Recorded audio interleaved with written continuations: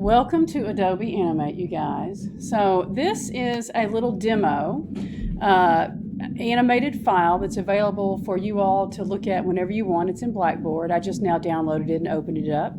This is kind of an example of all of the types of animation techniques that we want to learn and accomplish in this unit. And in fact, this will be the assignment file that you'll be working with. So you can check it out whenever you want. We're not ready to work on the assignment just yet, but I just wanted to give you guys a goal of what's down the road here for this particular unit. And so we're going to explore what's called frame-by-frame animation in Adobe Animate. I'll turn that off for right now. So we're going to explore what's called a technique that's called frame-by-frame animation, which is exactly what we explored in the first unit when we experimented with animating in the Adobe Photoshop's timeline. And so we're going to create that same type of animation in Adobe Animate, but the interface looks a little bit different. So we're going to spend some time exploring that today and explore the drawing tools and the two different drawing modes within Adobe Animate. And then we're going to explore the timeline, and we're going to explore the concept of keyframes. And so keyframes are what we're going to use in the timeline to establish the sequential movement of an object to create that animated effect, which is essentially the same thing we were doing in Adobe Photoshop. So some of you, I was kind of helping you guys get into Animate. We had a couple of hiccups at the beginning of class. Some of you already have a document already set up, and that's fantastic. And there's two of us that are just right here on the welcome page waiting for us to do something. So how about we just dive right in and we create a new document. So those of you that already have a document set up, you're good to go. But those of us that need a document, let's go ahead and get one open. So we're going to just choose this new file button here in our interface. And when you click on that, a window will open up with what has some presets. And these presets, yours might look different than mine. Usually the presets are presets. What that refers to is the physical size and the specifications of a certain document. So it has to do with the width and the height of it and the resolution and things like that. And so these are presets of different types of documents that I needed to be created in a specific kind of size format. Now, for today's demonstration, we're just playing in the sandbox. So it really doesn't matter what we choose. I'm just going to choose this standard, it's 1024 by 768. That refers to pixels. And I'm just going to use this preset to create my new document. And then once you do that, a new document will appear. And this is what it's going to look like.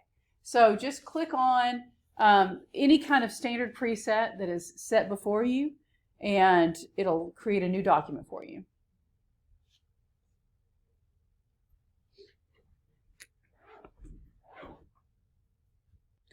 So let me give you a tour of the interface here. Let me move this down. So all of these windows that you see, first of all, let me just explain the way this interface is divided into sections. These are sections that are customizable, so you can change their shape in terms of height and width and things like that. And and it gives you the flexibility to move them around if you need to. And so the way you would do that is you would just place your cursor over the dividing line where two frames come together. And when your cursor looks like a double set of arrows, one pointing up and one pointing down, that means that you are in the scale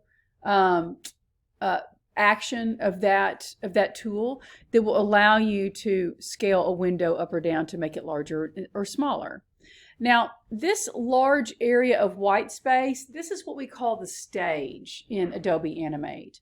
So you want to think about the stage the same way you would think about a stage in a theater house. This is where all the action takes place.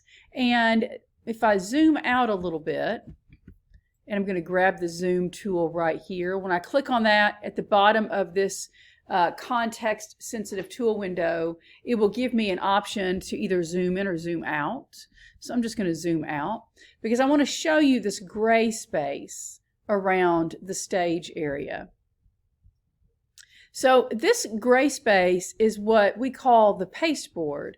But when you think about a stage in a theater, we know that when we go to see a production in a theater house, you know, we see the actors and the props on the stage, but we're also aware of the fact that there are other actors and props waiting out to the side of the stage where you can't see them, but they're waiting to enter the scene. And so this area out here is really kind of a holding area for any kind of visual element that's going to animate into a scene. So this space is useful for that. However, when you export the final standalone video file of what you've created in Animate, the only thing that you will see is what's in that composition window.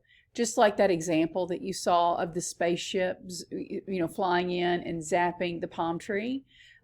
When I created that animation, there were things out to the side that just needed to be, you know, staged there until it was time for them to come into the scene. But all you see is what is in that window. And so that's what this stage represents. Now, another really important window that we need to be familiar with for this unit is called the timeline. So everybody's timeline should already be open. If it's not, it's no big deal. Anytime you need to find a window, you just want to go to the window menu item at the top of your window, and you will find options for a whole list of different window options. So you want to make sure that you have your timeline visible, and it's also a good idea to have your properties window visible because we're going to be working with the property windows as well in this demonstration. And then of course you want your tool window open. So if you don't see a column of tools floating to the left-hand side, go back to your window up here, your window menu item, and choose your tools and make sure that those are selected.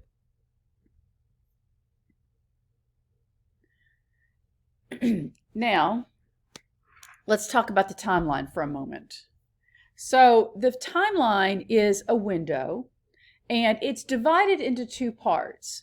There's the timeline portion of the window, and this is where all of the animation takes place. So all of these little rectangles that you see here in the timeline, those represent individual frames. So think about the frames that you worked with in the previous unit in the timeline. Those frames were individual images that were allowed to be visible at those specific frames, and only those layers or that content that for that visible layer excuse me, is to be visible at that frame. And so that's what this timeline essentially it operates the exact same way, except we're not going to be loading pictures into the timeline. Rather, we're going to be using what's called keyframes. And keyframes mark the spot of where change happens in a visual element. That change could be a change in size, a change in color, a change in opacity, a change in location. And those are typically the four changes that you see that you can make happen with an object in Adobe Animate when you're working with frame by frame animation. So what these frames will show you down here is what is visible in the frame or in the stage area at that keyframe. So it is a lot like the timeline in Photoshop, where it is revealing at that frame what layer is visible in the layers window. Think of your stage as kind of displaying what the layers window would be displaying. So whatever content we have visible on the stage at a keyframe in a timeline is what you will be allowed to see in that animation. So let's just jump into the animation process just briefly, okay?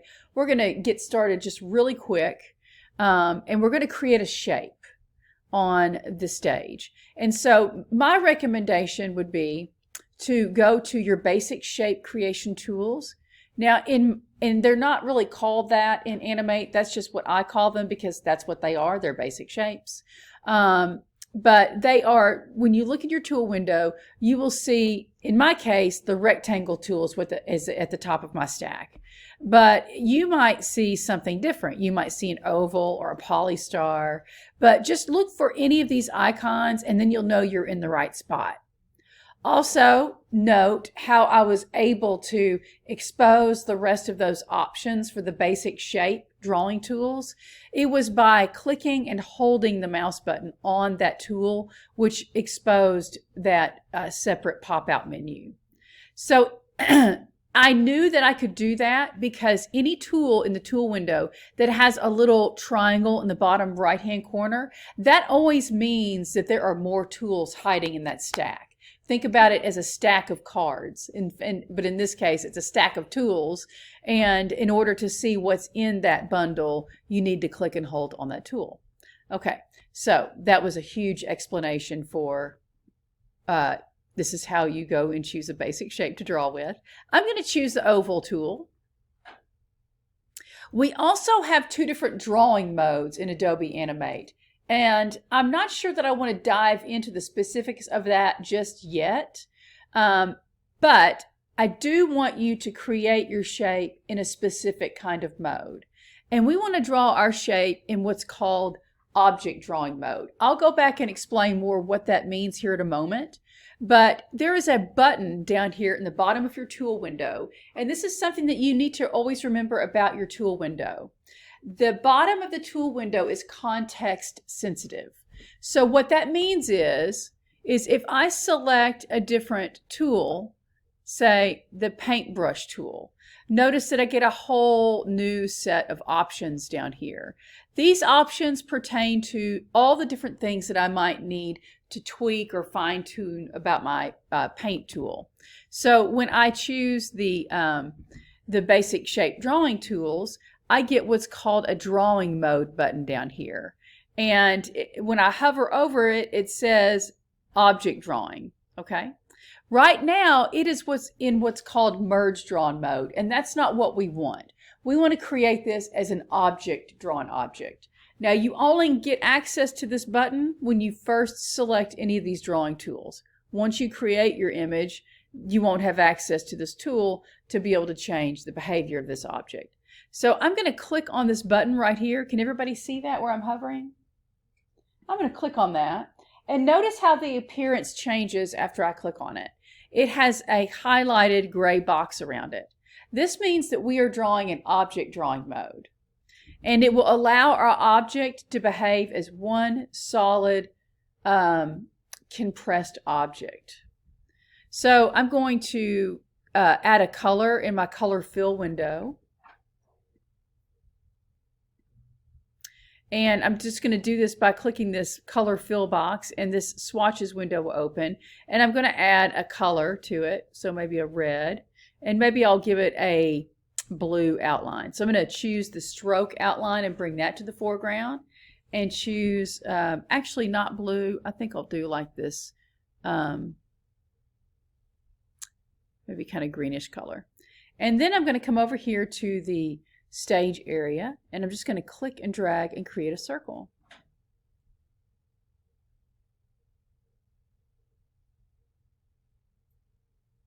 Now, as soon as I created that content, there are two different things that I want you to be mindful of at the moment. So let's just take a little time out and look at our interface. So on the stage, we have an object, a visual element that we just created.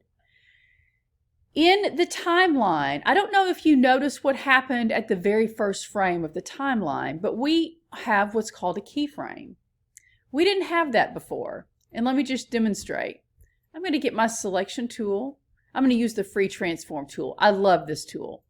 I'm going to select this tool and select my object, and I'm going to delete it momentarily, just for a second. Now, as soon as I delete that object, look what happened to our first frame. It turned into what's called a blank keyframe. So when you first start a document or begin a document in Animate, It's going to open up just like this, and your timeline will be open, and it is ready with one layer, ready to go, ready to receive content that you create on the stage. And it starts out with a blank keyframe. So that means that this is a particular kind of frame that is ready to accept visual content or any kind of content on the stage at this point. So now I'm going to, since I deleted that, I'm going to do a Command Z and undo and bring that circle back. And now you can see how that changed my frame in my timeline. Now it is a keyframe. It's no longer a blank keyframe. So the keyframe tells you, hey, I recognize content right here at this place in the timeline. At the first frame, there's a red circle on the stage. And so there we go. Now, so it is reflecting not only what's on the stage, but it's reflecting its color, it's reflecting its location and its size and its opacity. It's showing you all of those things bundled into that one keyframe. Now I'm going to show you a trick for creating a new keyframe. And you have to use your F function keys. So hopefully those are turned on for you. And what I'm going to do is I'm going to hit the F6 button. Just hit it and release. Tap it one time. Don't hold your finger on it for too long, for even a whole second. It might create extra keyframes that you didn't mean to create. So now what we're seeing in keyframe 2 is exactly what we're seeing in keyframe 1. The reason why is because we essentially just duplicated that scene. So we have created a keyframe right now that says, okay, I see content and I see it exactly the way keyframe 1 sees it. And that's why I'm showing it that way. But if I move this shape to here, and maybe I scale it down. This is why I like using the free transform tool rather than the regular selection tool, is because this tool allows you to select, move, scale, and rotate. It's all packed into one tool. So I'm going to scale this down, and I can scale this 2 different ways. I can just freehand scale it, which might end up distorting it. I can hold the shift key down to scale it, and that lets me scale it but while keeping the proportions constrained. I can also scale it through my properties window, which I have not gotten to yet, but I'm going to. This window is also a very important window to get familiar with. So now let's look at our animation. We've actually created an animation. So once you start to create keyframes, you'll see that this little blue handle, you might have been curious about what this handle does. This handle is called the playhead. And this handle allows you to scrub through by sliding through your timeline over your keyframes to look at your animation. And you can look at it at your own pace that you control by how you move that playhead back and forth. Now, right now, we don't have anything too remarkable to slowly slide through. But you can see just by dragging the playhead between these 2 keyframes that we have created an animation. And that these keyframes remember the visual element on the stage that lives on this layer. And it also, the second keyframe, remembers that same object, but it also remembers the changes that we made to it at the second frame. And those changes are denoted by a keyframe. Now, a couple of other frames that you need to know about. Okay, and keyframes are very important, so you got to really drive that concept home. But there are other frames that are just as important that you need to learn how to use when you're doing a frame-by-frame animation. One is called just regular frames. That's what I call them, regular frames. They don't have the dots in them like a keyframe. So they're not showing any change in an object. But what they do is they allow the visual elements that live on that layer to be visible in the timeline when they don't necessarily have to be animated. So let me just show you an example of that. Let's say that I want this dot to sit here for 10 frames or up until frame 10. And I just want it to be visible. I don't want it to move or change in any way. It just needs to be seen at that size and that location. So I am going to allow that to happen by filling the rest of these frames with just frames, not keyframes, but frames. So I'm going to click on this frame at frame 10. You can see that when I selected it, it highlighted that bright blue color. And I'm going to press F5 this time, not F6, but F5, that's it. Now, what F5 did is it allowed the visibility to extend itself from keyframe 2, at frame 2, that keyframe.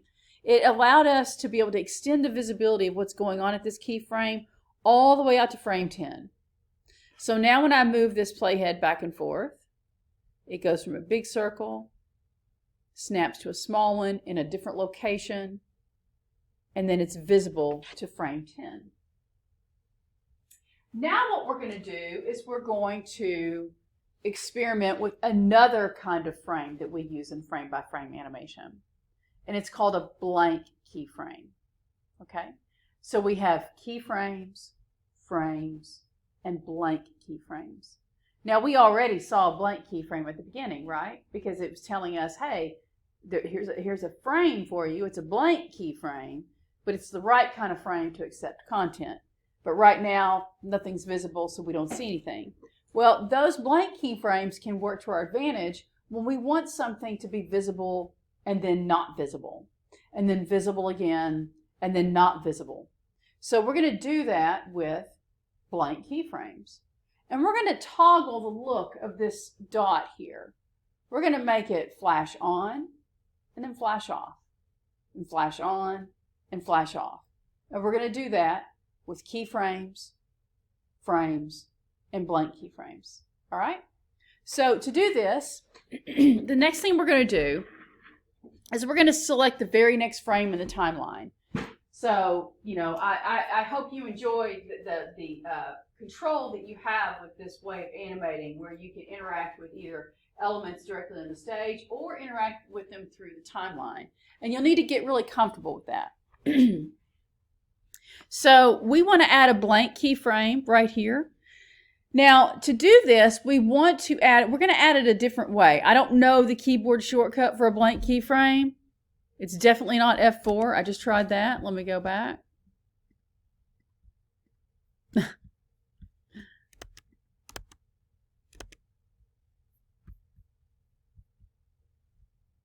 So F4 has sent me into the abyss. Hang on a second.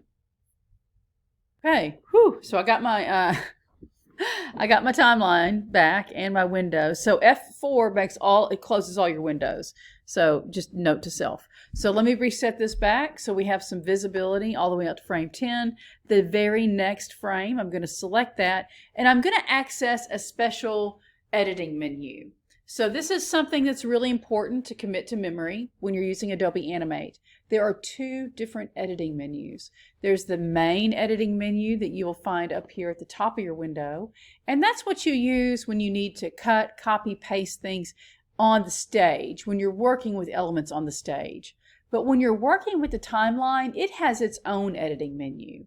And you really have to use this menu and no other menu to be able to perform certain functions. So I want to add a blank keyframe to this menu, and so how I'm going to access it is I'm going to select the frame that I want to add that blank keyframe to, and I'm going to press and hold the Control key and then click again on that frame, and it's going to bring up this special timeline editing menu, and I'm going to choose blank keyframe, insert blank keyframe. And when I do that, you can see what the blank keyframe looks like when I move the playhead out of the way. It looks like the blank keyframe at the beginning of our timeline when we first opened our document. And it also turned the visibility of our shape off.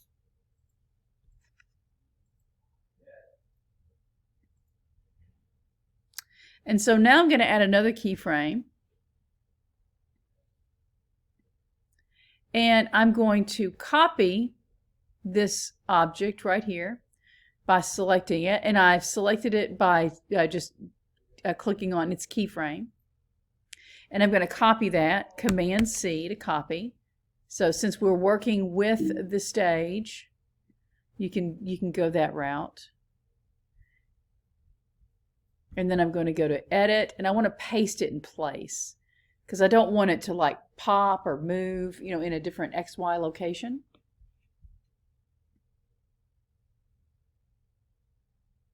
And then I'll do another blank keyframe right after that. So to do that, Control click on that frame, choose Insert Blank Keyframe, and then I can just come back to this frame, just this one keyframe, copy, press Control and then click, and then I'm going to copy this frame. And then I'm going to paste it after the blank keyframe.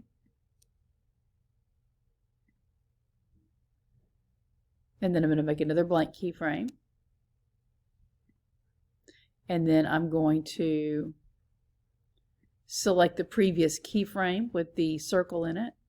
Control click to get the special timeline menu, editing menu, and then I will choose copy frames. And then I will click and select the frame right after the last blank keyframe. And then I will Control click again to paste frames. All right, so let's see what kind of animation we have. If you just hit the return key, here we go. So we have a keyframe, and then another one right after that where the ball moves, and then it hangs out for a minute, and then it blinks a little bit.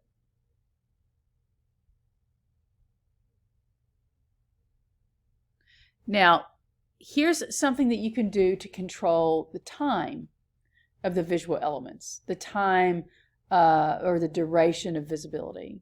So, and all by using frames, blank keyframes, and keyframes. So one thing that you can do, because this happens really fast when I play the animation, that blinking just looks like a flutter.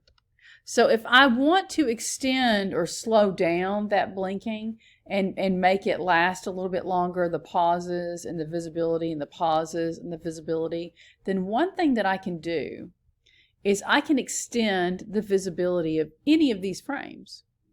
So what I might do is, and this is a real simple way to do it. If I want the visibility to be off for a little bit longer, for a few more frames, I'm going to select the keyframe right after that last blank keyframe, hold the Shift key down, and select the last keyframe. So I've selected all of these frames. So this is animation that I'm selecting, and I'm just sliding it down. So now the visibility, or the invisibility, lasts a lot longer. And I can do the same thing with all of these frames. So if I want the keyframe visibility to last longer, then I'll select the blank keyframe after that and the last keyframe. Make sure all those frames are selected, scoot them down the timeline, and it will extend the visibility of what's going on at this keyframe. So I'm going to do that with the rest of these. Just select and drag them down.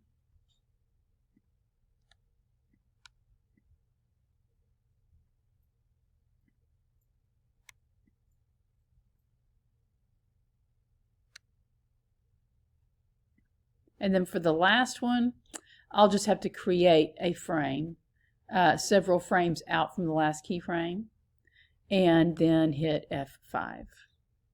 So now let's see what kind of animation we have.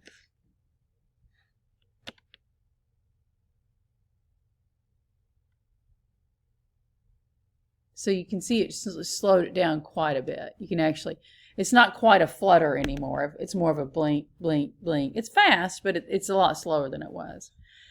If I want to add more space or more time for the shape to make its transition from its location and size to this keyframe where it gets a lot smaller and is a different location, then I'll just hold the Shift key down and select all of this animation, and leaving the first keyframe unselected.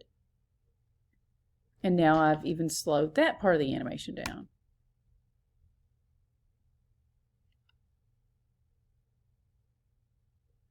Now, here's something else we can do.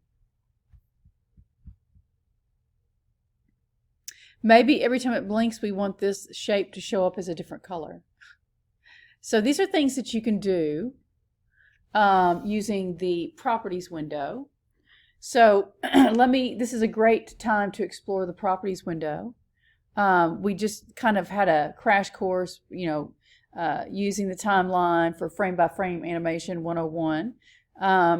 But we also need to understand how this properties window can really help us with our workflow and speed up the process, and just to be able to make alterations quite quickly. So just like the bottom part of the tool window that's context sensitive, so is the properties window. So depending on what we have selected as far as a tool goes, like if I select the type tool, look how different my properties window is. It gives me all of these tools and functions and options that pertain to type elements. Well, we're not quite ready for type just yet in this class, but we will explore the type tool. But for this object, it doesn't just work for tools that you have selected. It also is context sensitive to anything that you have selected on the stage. So if I select this shape, now you can see that my properties window is showing me things like the fill color and the stroke color, and it's hard to see, but there really is a green outline around that.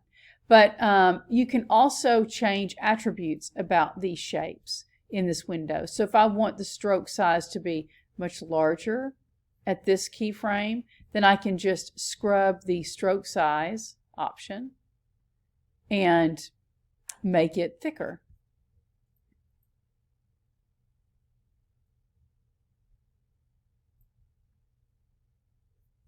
And if I don't want a stroke color at all, I can just turn it off.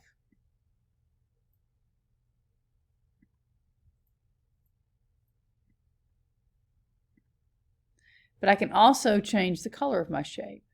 So right now it'll be blue at this keyframe now.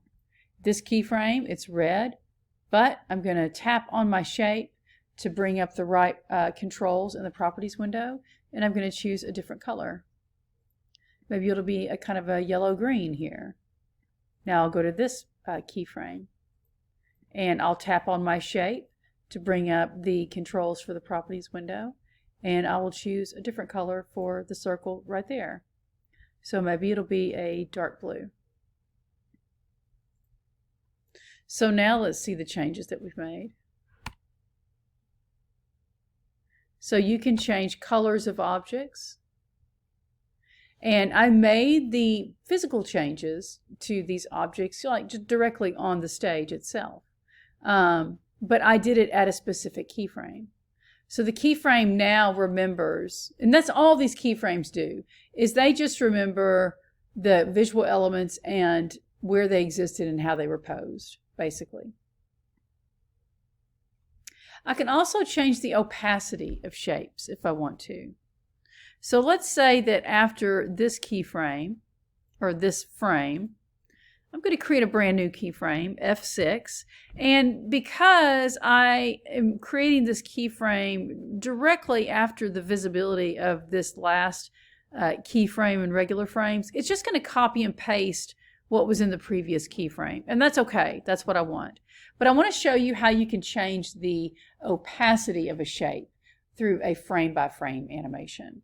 Now I'm showing you all these things because some of these other demonstrations that we're going to do where we're actually animating something that's more relatable. So we're going to animate a bouncing ball. We're going to create a bouncing ball in the next demonstration, and we're going to bounce that ball. We're going to have it have a physical transformation as it hits the ground and springs back up. And we're also going to add sound to that animation. So, and then another part of that animation is going to be to animate a shadow beneath that ball and how it changes in its opacity to create it getting the look of it getting darker and lighter as the ball ascends up into the air and then descends back down. And so the things that I'm showing you right now, these skills are all transferable to what we're going to do in our next demonstration, which will probably be on Thursday. All right, so sorry, I got off on track, talked too much. So now we're going to animate the opacity of this shape. So at this keyframe, it's going to look just like this. At the next keyframe, it's going to look like this, but it's going to get a little bit lighter. So here's how we're going to adjust that opacity. I'm going to select the shape or at least click on it on the stage so that I get access to my properties window. And I'm looking for the opacity option. So here is the fill color right here. And this actually represents opacity. When you see this little checkerboard icon, that always means transparency. It really is kind of a universal pattern that's used in Adobe software that usually signifies transparency. So I'm going to, and then there's a percentage here of 100%. That means that our image right here is at 100% opacity. And I can either select this and dial it down. I can put in 90% and then hit enter. And that's not a huge change, so I'm going to take that down a little bit more. It's such a light color already that it takes a lot to, I guess, to really make it, because it's competing with that white background. So I would say I would take it down to, I don't know, 50%, and then I'll make another keyframe. And in this keyframe, I will lower it to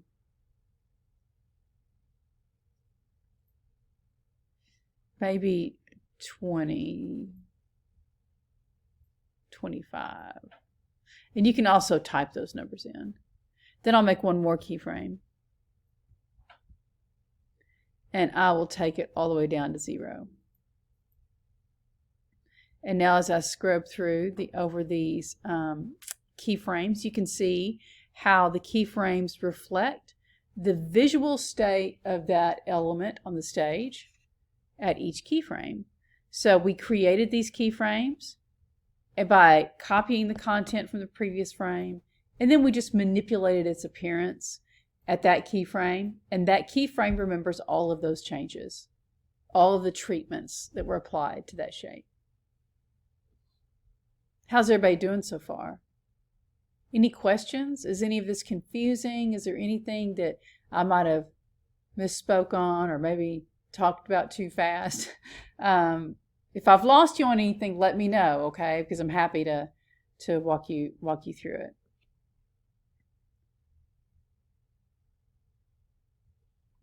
All right. So, do y'all understand the concept of a keyframe and a blank keyframe and then regular frames? Do y'all feel comfortable with that so far? Yeah? Okay.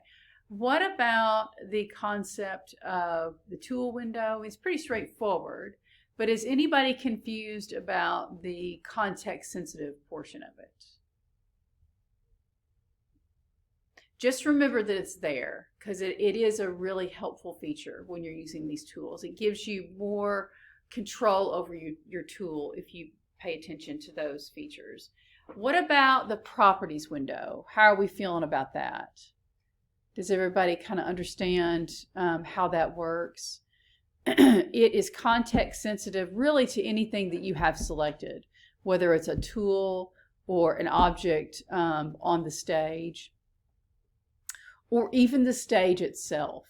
So if I wanted to change the color of the stage, which you can do, all you have to do, and you can do that at any point in an animation. This does not have to be done at the very beginning.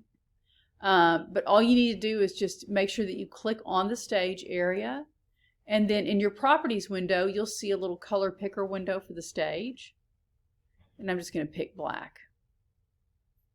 And so now my stage color is something totally different.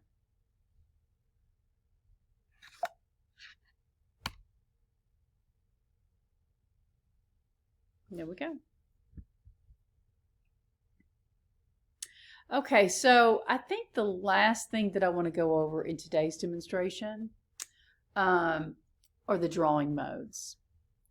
And these things that we talked about today, I mean, I think I gave you guys, you know, the most important high points that you need to know about these windows and just the interface itself and how to navigate around it. And I hope everybody understands the navigation around it. If you ever have any questions, just let me know.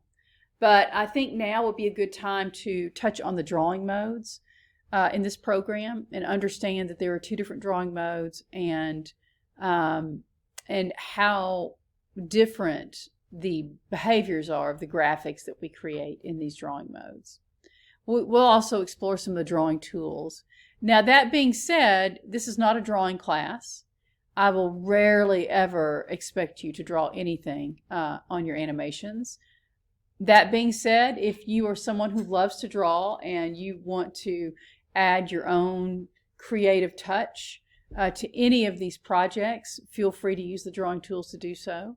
But they are worth knowing about, even though they're not that sophisticated. So this is not a drawing program, so that's why the drawing capabilities are not all that robust.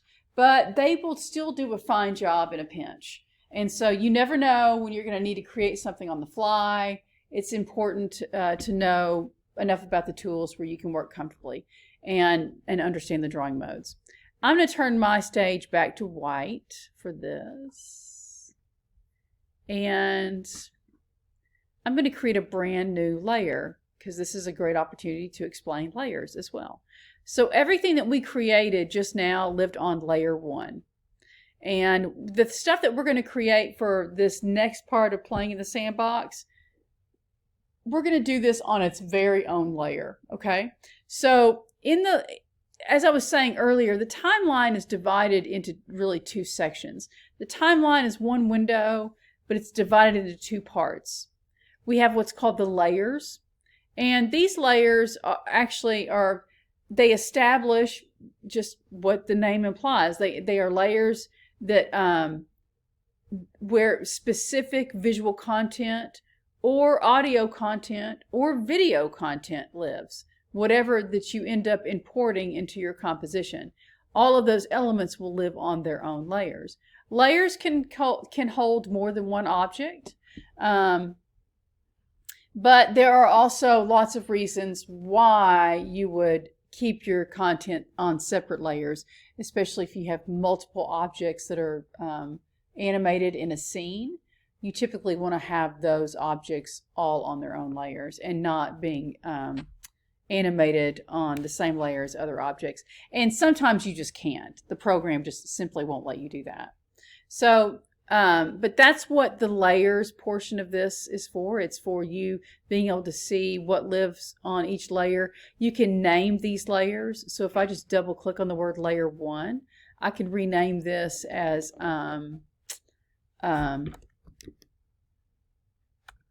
frames 101.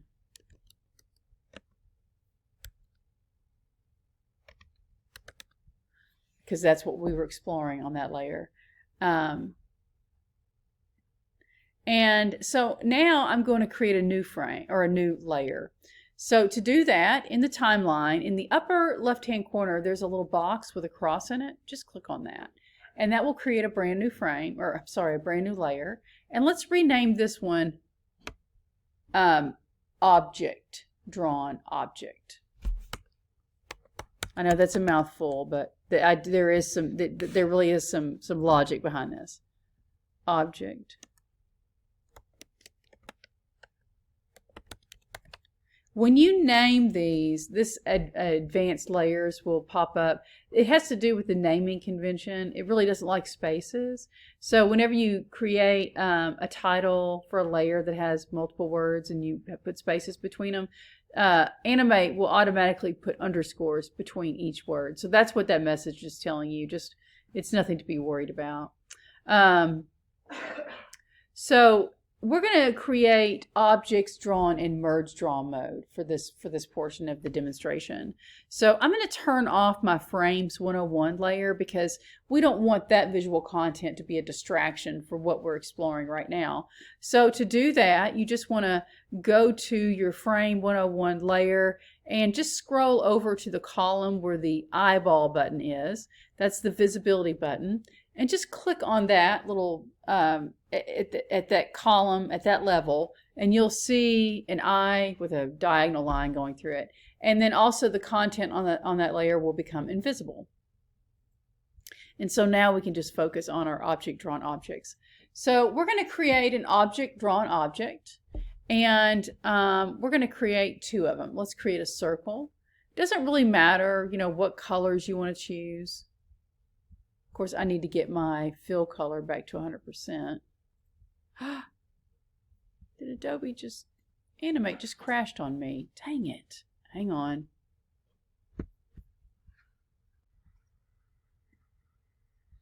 Okay, so it didn't quite save everything, but that's okay.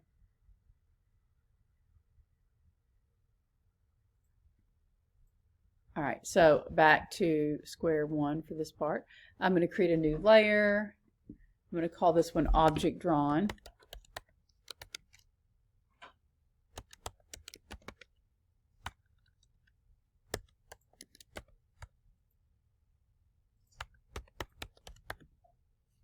Okay, and then hit OK.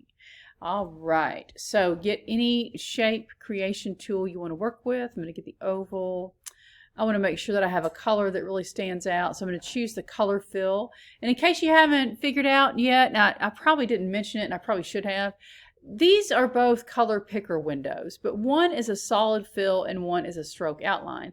And that's what these two color fill boxes do. They apply a color fill to a vector shape that you create, or a stroke color. So I don't really want a stroke fill on here, so I'm going to click on the stroke fill box. And then I'm going to just hover over here to where it says none and turn that off. And now I'm going to bring the fill color to the foreground. And I'm going to place a color in that. And so now when I create my circle, it's going to just be a golden color circle with no color outline. I'm going to turn the visibility of my previous layer off. I'm going to create one more shape. I'm going to create a rectangle, and this time I'm going to give this rectangle a stroke color outline. Maybe a complementing color like a bright blue. And then I'm going to click and drag. Okay, so when you create an object or objects in object drawn mode, what it does is it creates shapes that are completely independent of each other, and they behave like layered objects. So if you're familiar with Adobe Illustrator, you're probably familiar with how you can draw vector art shapes, and you can stack them and scale them and position them in different sorts of proximities and overlap them. And at any point, while it's still an Illustrator document and those elements are still recognized as, you know, vector art, you should be able to go in and select those shapes individually and pull them all apart because it behaves like a layered object. And in object drawn mode, that's exactly how your shapes will behave. So if I want to stack these shapes and move them, I did not draw this in object draw mode. I drew it in merge draw mode. So let me delete all this and go back to object draw mode. I guess I didn't pay attention to the mode that I was in when I created those shapes. So I'm going to choose the rectangle again, make sure I'm in object drawn mode, go back and get the oval. And now when I pick these up and move them, they move together. I mean, their stroke outline and their shape move together, the shape fill. Now I want my outline to be a little more thick than that. So I'm going to just change that over here in the properties window where it says stroke. Oh, the opacity is 100%. It's the stroke size. So I'm going to beef that up just a little bit. And I'll do the same thing with the rectangle. And there we go. All right, so we have these shapes now that can be stacked and then pulled apart. And notice in particular the circle, its appearance when I select it. When it's selected, it has this square box around the shape. So this would be true for any shape that you create in object drawn mode. So you should be able to stack these. You can restack them and, you know, sending one to the back and one to the foreground, overlap them, deselect, come back, select them, move them apart, no problem. Okay, and we can even change the geometry of some of these shapes. So something else that I want to point out is if you're using the regular selection tool, which is this tool up here at the very top of your tool window, it's the black arrow tool. If I were to place my cursor, now look what happens when I point my cursor next to the path. So the outline of all of these shapes are considered paths. Can you see how my cursor updated to show a little arc symbol next to it? Did that happen to yours when you moved your cursor and placed the pointer just to the edge of that shape? Do you see that? Okay, so that is telling you that your selection tool is also acting as a shape manipulation tool at this point. So what does that mean? Well, it means that if I click and drag on this path and move it, it allows me to kind of bow it out if I want. And I can customize a shape. These are also properties that can be animated. So just like taking it back to frame by frame animation, let's see how we can make that play out in our object drawn object. So I'm going to go to the next frame and just hit F6 to make that a keyframe. And I'm going to use this very simple editing technique.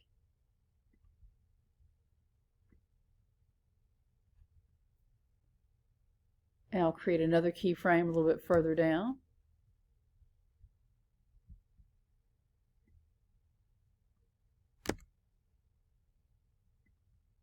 In order to get that arc, you have to make sure that everything is deselected. It does not work on a selected shape. Now I'll come down the timeline just a little bit more, create another keyframe, deselect everything, and then come back and make a little bit of a change. And then add another keyframe further down the timeline, deselect everything, then come back and make another little change. So let's see what kind of animation I have. All done in a frame by frame animation. I was able to change the geometry of this shape using keyframes and regular frames. I can also adjust the color attributes independently in this drawing mode. So if I want to maybe have the fill color begin to do something different as this thing changes, I'll select my shape. I'll make sure that my playhead or that keyframe is selected so that we understand that the program understands that the changes that we're going to make need to happen at this keyframe. So make sure that keyframe is selected. Then tap on your object. So it's kind of a two-step process. And then that will give you access to your properties window. And if I want to change this fill color maybe to something a little bit different than what I had before,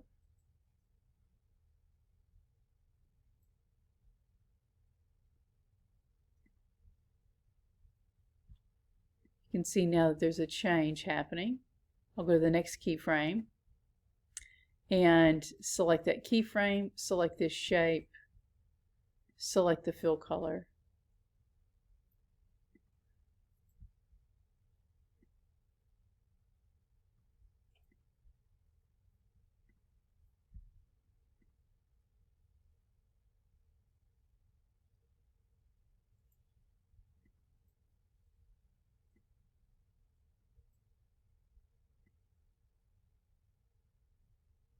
So there we have it. So I just did some playing around, changing the color using keyframes in the property window, changing the geometry.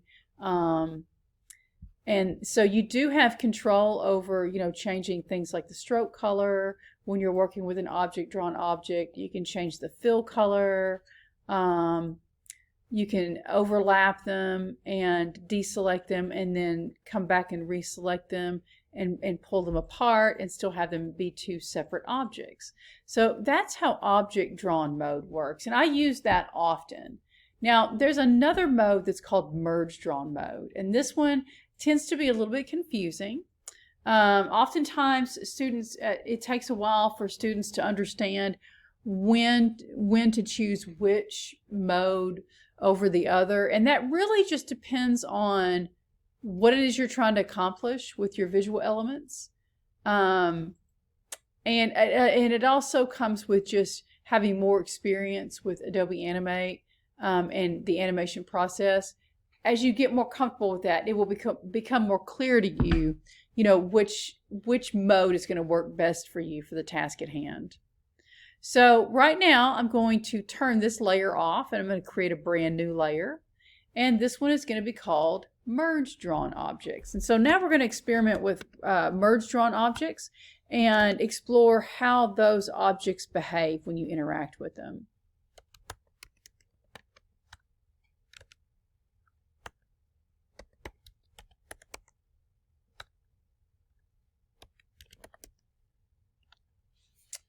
So we have a brand new layer and we have a blank timeline. So the reason why it goes ahead and creates a blank keyframe and then extends the frames out, to the last frame is because it just automatically populates that timeline to where the entire animation ends. But you can always delete those extra frames if you don't need them. All right, so now what we're going to do is we're going to create two shapes, all right, same way we did last time. But this time, before we create our shapes, after you select the basic shape drawing tool, you want to go ahead and also select Merge Drawing Mode at the bottom of your tool window. And remember, this is the only time that button will be available to you is at the onset of choosing a drawing tool. So I'm going to use the oval again. Once I click on that, you can see that I'm still in object drawing mode. And I know this because it has the box around it. And if you think about it, shapes that are not rectangular, that are drawn in object drawn mode, when you select them, you'll see a blue bounding box around them. And that's another visual cue to let you know that it's an object drawn object. Merge drawn objects look different when you select them.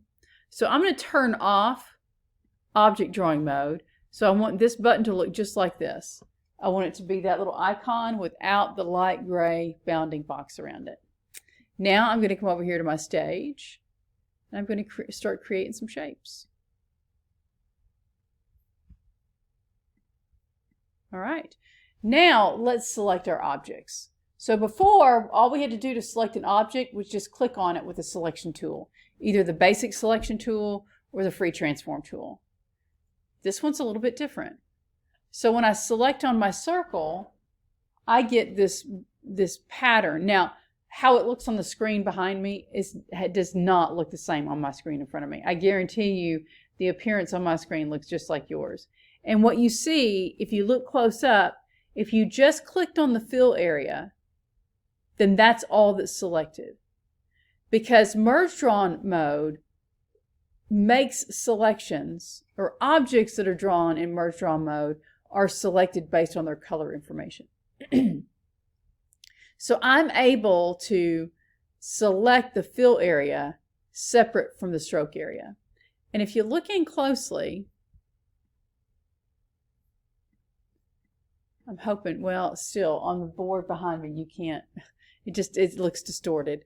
On my screen, it is kind of grayed out, or it has a real tight mesh in the selected area. And so that's my visual cue to know that that shape is selected. And if I were to pick that shape up right now and move it, I would move it separately from its stroke color. Whereas in object drawn mode, you can't do that. You can adjust the appearance of both of those attributes of that shape in terms of color and size and opacity, but you cannot separate the stroke from the fill. But in merge drawn mode, you can. And it's just because of the way the objects behave. They have a cookie cutter effect when they're selected. And so it makes selections, or these objects are selected based on color information. Now here's something else that's interesting.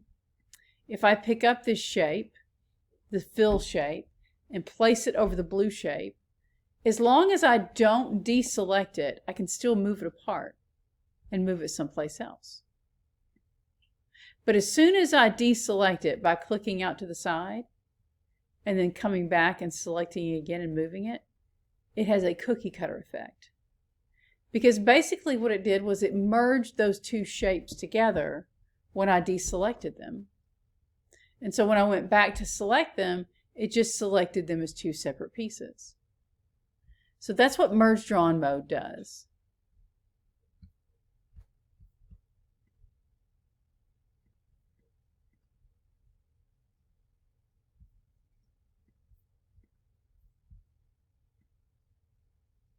So if I want to draw some shapes that don't have an outline, I'm going to draw some more circles.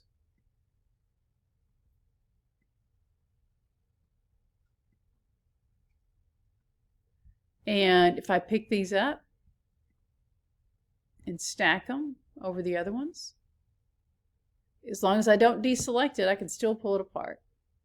But as soon as I place these next to each other, or on top of each other, and then deselect, these two merge as one object because they are the exact same color of that golden color.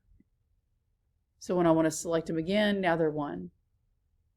But let's say I take this color and I make it a little bit lighter. So where's that color?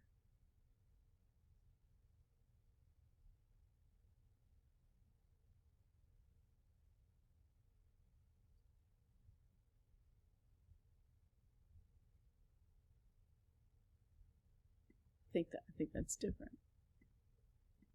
So they're a little different. If I pick up this shape and place it over this shape,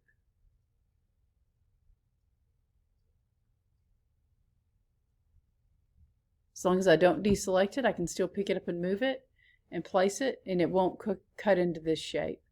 But if I deselect and then come back and reselect, it cut a slice out of that shape because these colors are different. Even though they're very similar, it was enough of a difference for when I made the selection process to bisect those as two separate shapes based on that color line. So in the next one of the next demonstrations, not today because we're out of time, I will show you an example of why merge drawn mode can work so well for certain things and why object drawn mode works entirely different, but works great for other things. It really just depends on how you need to interact with your visual elements and how you need them to behave. And that just comes with, like right now you might be thinking, well, I'm new to this, I wouldn't have any clue which mode I'd need. But that just comes with experience of getting comfortable with using this program, working with visual elements, having ideas about what you want to do with them, and then having to think critically about, well, how do I accomplish that? Sometimes you'll find that one drawing mode lends itself perfectly to be able to create a certain kind of effect. So anyway, that is it for today's demonstration because we are out of time. Did you guys learn some stuff? Are you confused on anything? Did it make sense? Was it pretty straightforward? Okay. Any questions at all? What do you think about Adobe Animate? Pretty cool. Pretty cool? I think you're going to like it. Does it seem pretty user-friendly so far? Yeah? Okay. All right. Well, on Thursday, we're just going to build on top of what we learned today. So if you have some time between now and then, feel free to just kind of play in the sandbox in Adobe Animate and do some exploring. You can't mess anything up. Just have fun. And on Thursday, we're going to dive even deeper into creating some animations that are more representational, meaning content that people can relate to, they understand, it represents something that we would experience or see in real life. So we're going to bring some practical applications to this whole process. That's it for today. I'll get this video uploaded later this afternoon.